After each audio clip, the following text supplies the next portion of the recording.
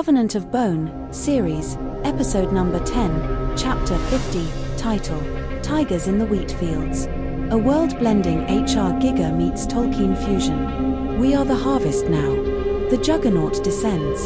A wishbone of pale bone and black chitin hangs in a bruised sky, biomechanical horror grown from nightmare geometry. Two engineers exit the ship. One is a 10-foot warrior, ancient and weathered, his bio-still suit rippling like living leather. The other is a 16-foot ritualist. Young, hooded, regal, carrying a giga plasma caster fused to his flesh. They walk into an ocean of golden wheat. But this is no peaceful harvest. Three royal warrior engineers, 16-foot giants of living chitin and crimson-veined muscle, stand upon a volcanic ridge. They shout a psychosonic command frequency, and 7 docile Xeno-Runners answer. These slave-class hunters move as one, pinning live elk xenomorphs for their masters to harvest organ by organ. And deeper in the wheat, something wild hunts alone. An invisible runner, a Xeno-Tiger hybrid with the power to bend light, to become ghost and shadow, moves through the high stalks at cheetah speed, 65 miles per hour. It strikes without warning. It feeds without mercy. But the engineers built these hunters. And now the hunters have evolved. When a warrior engineer is ambushed by a pale albino Xeno-eel, a facehugger variant that burrows rather than latches. His massive bodybuilder frame becomes a living incubator. He explodes from within.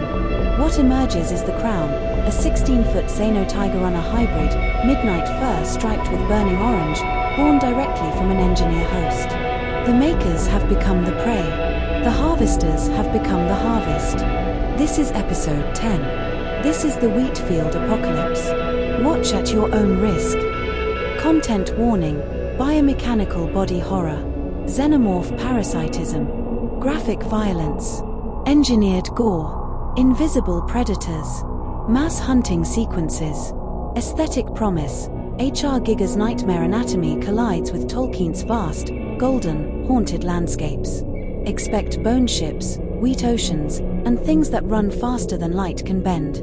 Series synopsis: Covenant of Bone chronicles the fall of the engineer civilization and the rise of something they never intended to create. Episode 10, Chapter 50. Tigers in the Wheat Fields is a standalone horror sequence set on LV-616, where the hunters and the hunted have no clear distinction. Engineers, xenomorph, HR Giga, Tolkien fusion, juggernaut ship, wheat field horror, invisible predator, Xeno-Tiger, crown variant, facehugger, LV-616, Covenant of Bone, biomechanical horror, body horror, short film, indie sci-fi, practical effects horror. Visual: a Xeno-Tiger runner mid-leap, body stretched long, tail streaming, dome head catching golden hour light. Behind it, the bone-white wishbone of the juggernaut looms against a bruised purple sky. Wheat stalks blur in the foreground. No text on thumbnail, only the image. Color palette: amber, gold, bone white, deep purple, black.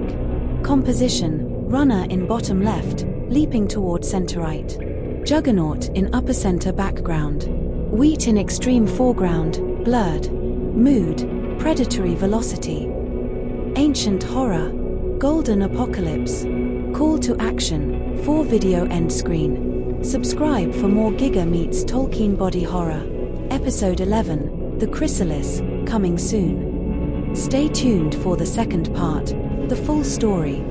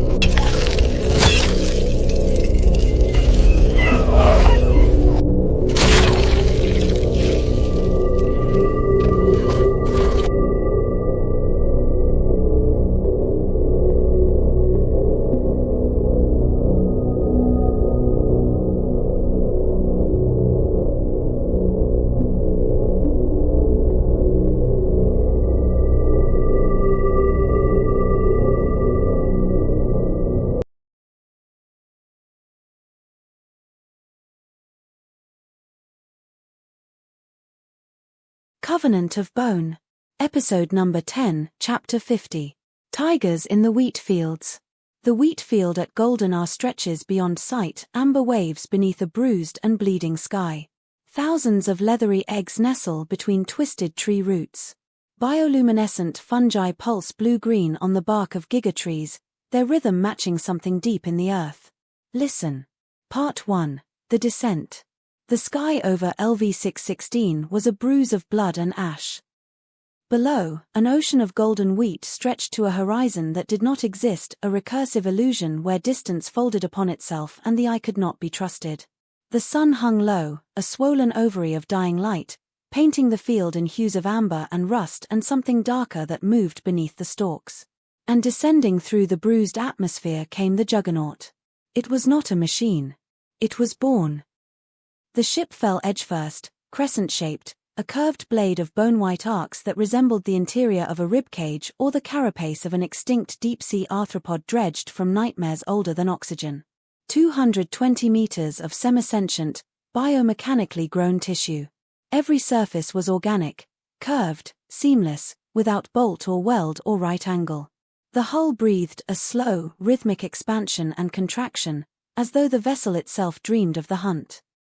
From above, its silhouette was that of a mantis midstrike, a bulbous central command section, two sweeping sickle wings curling forward like forelimbs poised to grasp.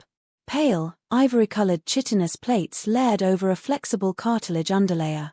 Not smooth but textured with concentric ridges, growth rings, and vein-like channels that pulsed faintly with bioluminescent amber fluid, the ship's circulatory equivalent, thick as crude oil, warm as blood. Microscopic pores dotted the exterior. A thin, oily mucus wept from them, evaporating in the atmosphere, giving the juggernaut the sheen of something freshly slaughtered. After millennia of operation, the hull showed its age, faint black scorching near the engine nozzles, rust-orange lichen-like growths along the lower surfaces, and one long, jagged scar across the starboard wing, a wound from a war older than human civilization, now healed into a colloid ridge. The juggernaut landed without sound. The wheat crushed beneath its bulk into black mud. Hydraulics hissed like exhaling lungs, except the hydraulics were bundles of smooth muscle tissue, contracting and relaxing in peristaltic waves. 3 articulated landing struts unfolded, resembling inverted femurs. The ship hunched forward, nose tilted slightly down, bowing or feeding. The forward ramp split vertically down the middle and peeled open like a dissected ribcage. Through the transparent forward section, a curved panel of chitin with faint amber tint, microcracks spiderwebbing outward like frozen lightning, the bridge was visible. Shaped like an inverted teardrop. Dominated by a single reclining pilot's chair grown to engineer physiology. No buttons. No screens. Only a holographic obelisk rising from the floor, projecting star charts that flickered in wavelengths no human eye could parse. The juggernaut's engines cycled down. The flute-like protrusions along its dorsal ridge vented steam. And then the ramp lowered, a long, sloping tongue of textured bone, lined with subtle ridges for traction. 2 engineers exited. Part 2. The Walking Funeral. The warrior class came first. 10 feet of ancient, purposeful mass. His pale translucent skin stretched over a bodybuilder's frame, dense, corded muscle visible beneath the membrane like wet marble veined with faint black. Every sinew, every tendon, every pulsing capillary mapped against his flesh. His face was weathered, lined with age that had no human equivalent, cracks in the alabaster, deeper sockets around his pupil-less black eyes. He had seen civilizations rise and fall. He had seeded worlds and burned them. He had done this before. He wore no robe. Instead, a bio-stillsuit rippled across his torso and limbs like living leather, fused to his flesh at the joints, breathing with him. His hands were the size of human torsos. His stride was a landslide. Behind him came the ritualist class. 8 feet tall. Where the warrior was brute mass, the ritualist was regal. His body elongated and elegant, a swimmer's build stretched to unnatural proportions. Pale translucent skin glowed faintly, unmarred by age or warfare. A grey-blue robe hooded his pupil-less black eyes, casting his face in permanent shadow. In his hands, a gigastyle plasma caster, biomechanical, fused to his gauntlet like a symbiotic birth. The weapon's barrel suggested a throat that had swallowed worlds. He walked with deliberate, religious slowness. His feet barely seemed to touch the wheat. They did not speak. Engineers had not spoken to each other in centuries. They moved through the golden sea, toward the nest of leathery eggs nestled between twisted tree roots, toward the bioluminescent fungi pulsing blue-green on the bark. Behind them, the juggernaut's ramp remained open, waiting. And 300 meters east, atop a rise of black volcanic rock, something else was waiting too. Part 3, The Herd. At the field's edge, the wheat rippled. Hundreds of elk Xenos remained at the far perimeter, nervously stomping, mandibles twitching, their 6 legs splayed in spider stances that allowed sudden flight. They were beautiful, in the way that nuclear explosions are beautiful. 12 feet at the shoulder, their bodies elongated and elegant, smooth black chitin over lean muscle, heads crowned with antler-like bone protrusions that shimmered with bioluminescent tips. Their faces were featureless except for a single vertical slit that opened and closed like a gill, tasting the air for threats. They had seen their kindred taken. They did not understand death. But they understood absence. The 2 engineers, 10-foot warrior, 8-foot ritualist, passed among them. The elk Xenos did not flee. They still recognized their makers. Their vertical slits opened wide, tasting the familiar pheromones, the ancient genetic signature embedded in their deepest code. These were the beings who had shaped them from primordial soup, who had planted them on this world 1,000,000 years ago, who had returned again and again to harvest the wheat and cull the weak. But they trembled now. A new emotion. Bred in that moment. Fear. The ritualist paused beside a young elk Xeno. Smaller than the others, its antler bones still soft, its chitin still glossy with youth. It should not have feared him. It had been engineered to love its makers, to approach them with the blind devotion of a dog to its master. Instead, it backed away. 6 legs stumbling. Vertical slit closing. A low, keening sound emerging from somewhere deep in its thorax, not a shriek, not a hiss, but a whimper. The ritualist's black, pupil-less eyes watched the young beast retreat. He did not react. But something passed behind those eyes, a flicker of recognition, perhaps, or the ghost of a thought he had not permitted himself in millennia. They remember, said the warrior's silence. The ritualist turned away from the young elk Xeno. He resumed walking toward the nest. They should not remember, he did not reply. But the young elk Xeno continued to watch him go. Its vertical slit remained closed. Its trembling did not stop. Fear had been born in the herd that day. And fear, once born, could not be unborn. Part 4, The Invisible Hunters. In the high dense wheat, closer to the nest now, the light bent. The ritualist stopped walking. He did not see it. His black eyes, pupil-less, depthless, could not track the predator by sight. But he heard it, the low-frequency hum of its movement, the displacement of wheat stalks, the subtle shift in air pressure as something large and fast and hungry passed within 10 feet of his position. A wild runner emerged from nothing, not a shimmer, not a predator's cloak, but a true absence of refraction. This was not one of the docile slaves. This was feral. Free. The Xeno-tiger hybrid moved like a ghost made of claws. Its body. Sleek black fur overlaid with faint orange-brown patches and jagged tiger stripes. Its head, smooth dome bone with no eyes, no sockets, only unbroken dark curvature.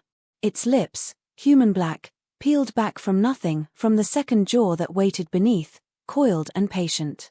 Multi-jointed legs triple its body length carried it without sound. Its tail, lined with staggered spikes and a scorpion barb, streamed behind like a serpent in flight. It did not attack the engineers. It was not stupid. Instead, it flowed past them, invisible, silent, and struck the elk herd at full sprint. The young elk Xeno, the one that had trembled, the one that had backed away from its makers, never saw it coming. One moment grazing at the perimeter. The next, torn open from flank to throat. Black ichor sprayed across gold wheat. The beast's vertical slit opened wide in a silent scream that had no mouth to voice it. The wild runner fed quickly, efficiently. Its second jaw extended, tearing chunks of chitin and meat, swallowing without chewing. Its scorpion barb twitched, ready for any threat. Then it dissolved, back into invisibility, back into the bending light, back into the wheat as the herd scattered in panic. Six-legged bodies crashed into each other.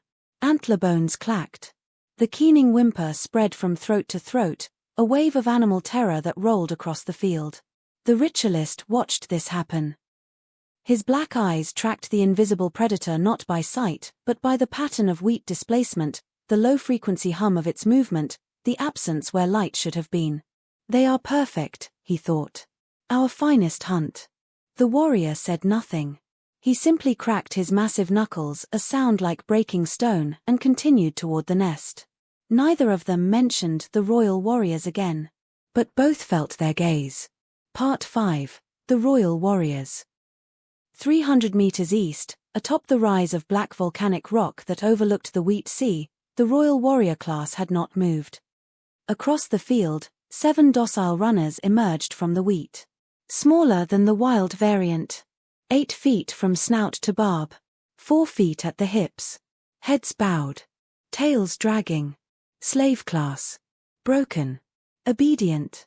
They moved toward the base of the rock rise. Stopped. Waited. The lead royal warrior raised a single finger.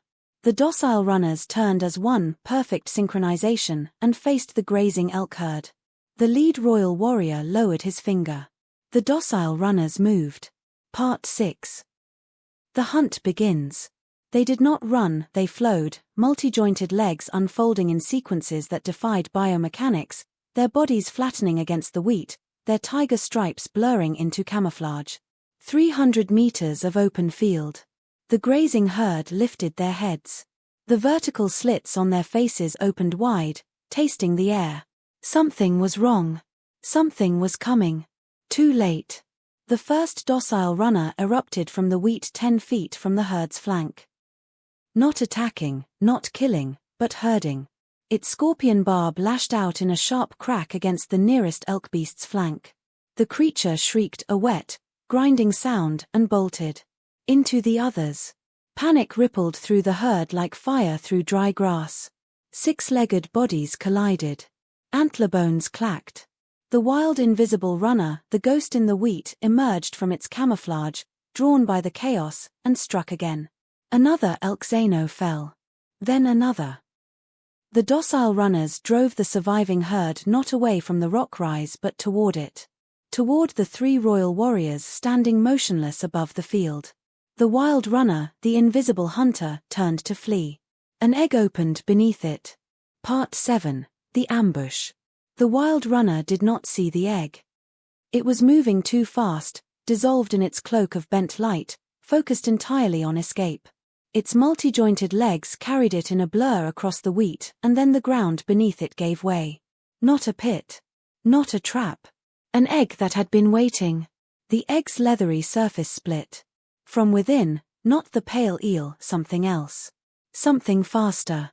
A spray of amber fluid, viscous and warm, and then teeth.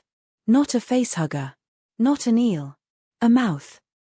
A vertical slit lined with rows of needle fangs, gaping wide enough to swallow the runner's entire hindquarters. The wild runner screamed a wet, grinding shriek as the mouth clamped down. Its invisibility flickered. Faded. The beast became solid again, sleek black fur streaked with amber, its tiger stripes spasming as the mouth pulled. The wild runner clawed at the wheat. Its scorpion barb lashed blindly. But the mouth held. And held. And pulled. The runner disappeared into the egg. The egg sealed shut behind it. Inside, muffled now, the screaming continued and then stopped. The wheat stilled. The royal warriors watched. The lead royal warrior's crimson veins pulsed once. Satisfaction. Part 8. The Ritualist's Approach. The ritualist reached the central nest. The twisted roots of the giga tree rose around him like the fingers of a buried god. Thousands of eggs nestled between them, breathing in unison, pulsing with the same rhythm as the fungi on the bark. The air was thick with the smell of rancid pollen and warm amber fluid. He stopped. Behind him, The warrior stood guard at the tree line, massive arms crossed, biostillsuit rippling. His pupil-less black eyes scanned the wheat for threats.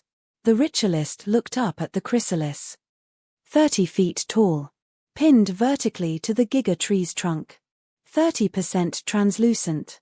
Inside, hundreds of sleeping xenomorphs. Curled. Waiting.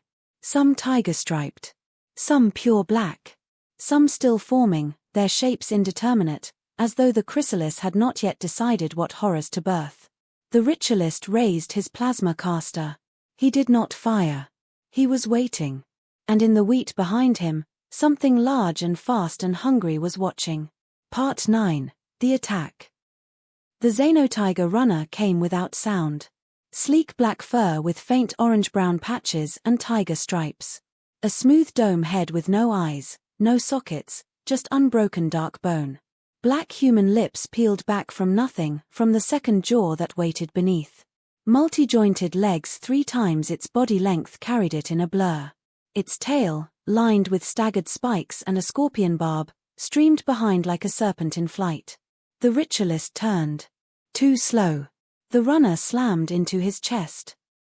The plasma caster flew into the wheat. 8 feet of hypermuscular pale flesh crashed down among the eggs. The runner pinned him, scorpion barb poised, trembling above his throat, but did not strike. It held him down. Waiting. Waiting for something worse.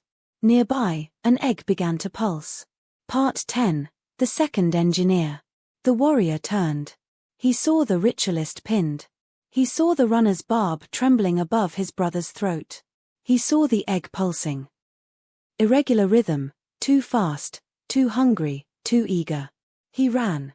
10 feet of ancient muscle moving faster than should have been possible. His biostillsuit rippled. His pupil-less black eyes fixed on the egg. He reached it as it opened. What leaped out was not a normal facehugger. It was long, impossibly long, pale albino white with faint tiger stripes running along its segmented body. Xeno-eel. Unknown class. It moved like a whip cracking. Before the warrior could react, it wrapped around his neck, found the soft gap between his biostillsuit's collar and his translucent skin, and bit deep. He felt it burrow. Not latch. Burrow. The warrior staggered. His hands clawed at his throat but found only smooth, swelling flesh. Under the skin, something moved, digging, nesting, growing. His neck swelled like a balloon filling with dark water. The transparent membrane of his skin stretched taut. Inside, visible now, a fetus. Curled. Tiger-striped.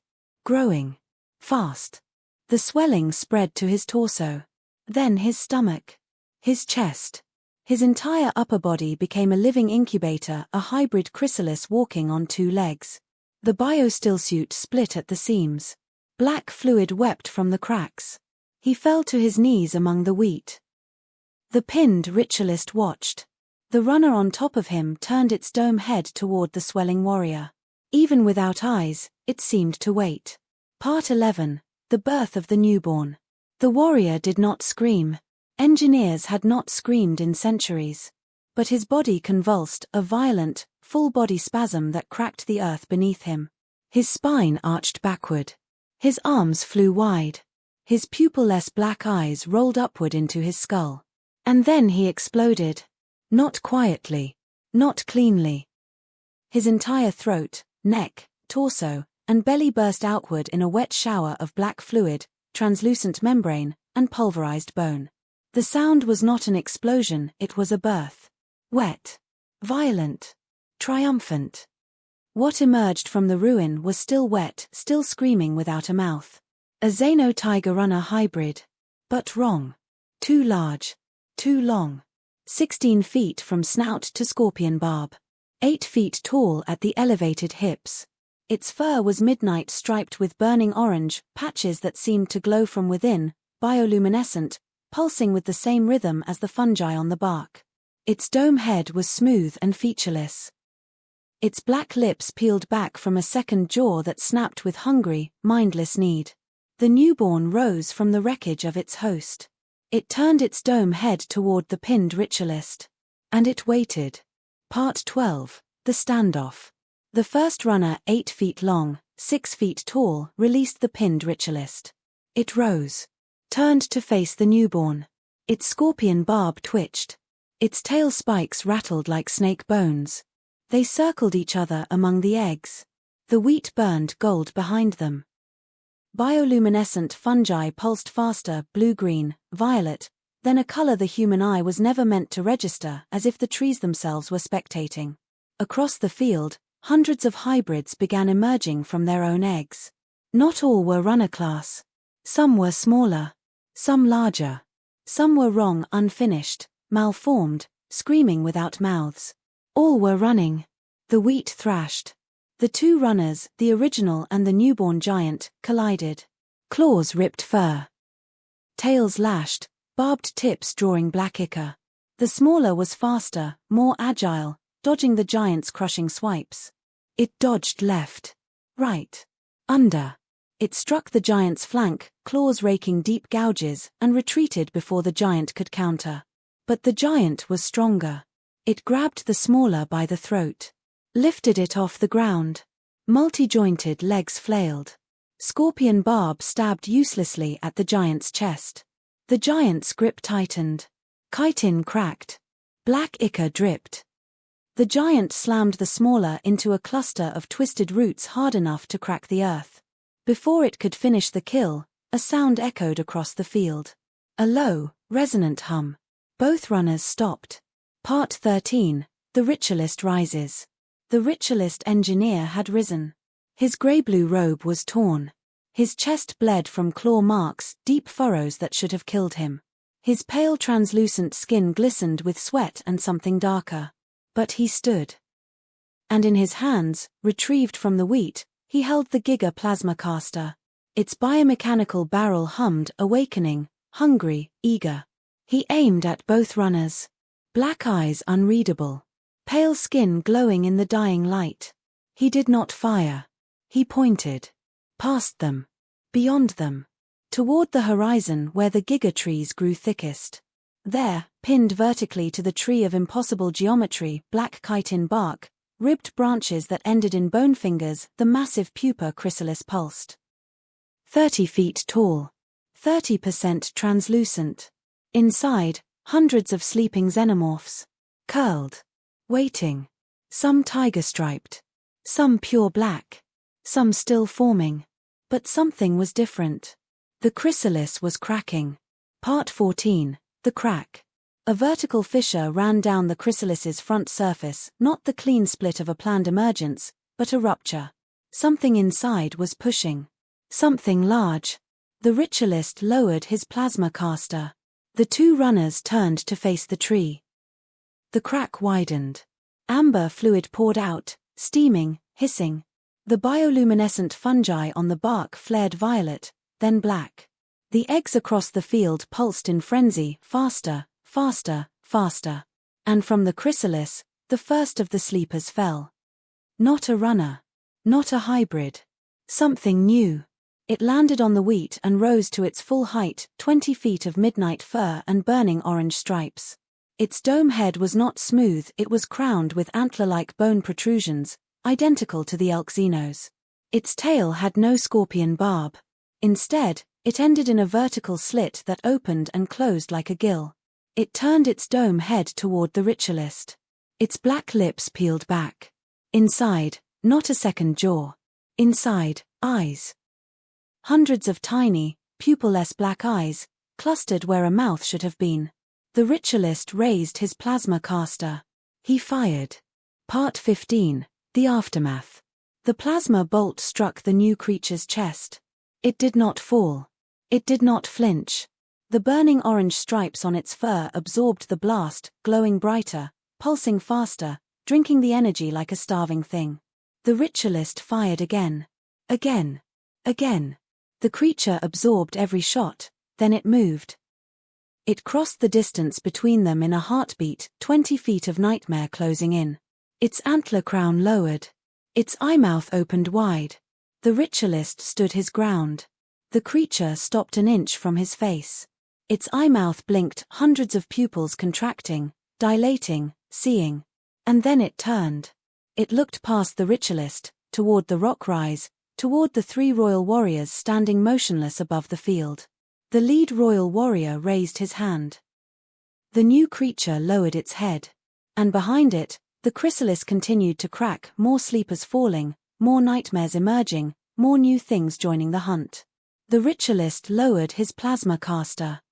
He walked into the juggernaut. The ramp closed behind him. Epilogue: The Covenant. Deep within the juggernaut's hold, in a chamber shaped like an inverted teardrop, the ritualist sat in the reclining pilot's chair. The holographic obelisk rose before him, projecting star charts that flickered in wavelengths no human eye could parse. He reached out, touched the obelisk. A new world appeared. Blue, green, alive. Earth, whispered a voice that was not quite sound. The covenant of bone requires a new harvest. The ritualist's black, pupilless eyes reflected the spinning globe. He did not smile. Engineers did not smile. He touched the obelisk again. The juggernaut turned toward Earth. And on LV-616, in the wheat fields below, the new creatures turned toward the rock rise and began to climb. The royal warriors waited. The cycle would continue. It always continued. End card. Covenant of Bone Episode Number 10, Chapter 50, Tigers in the Wheat Fields.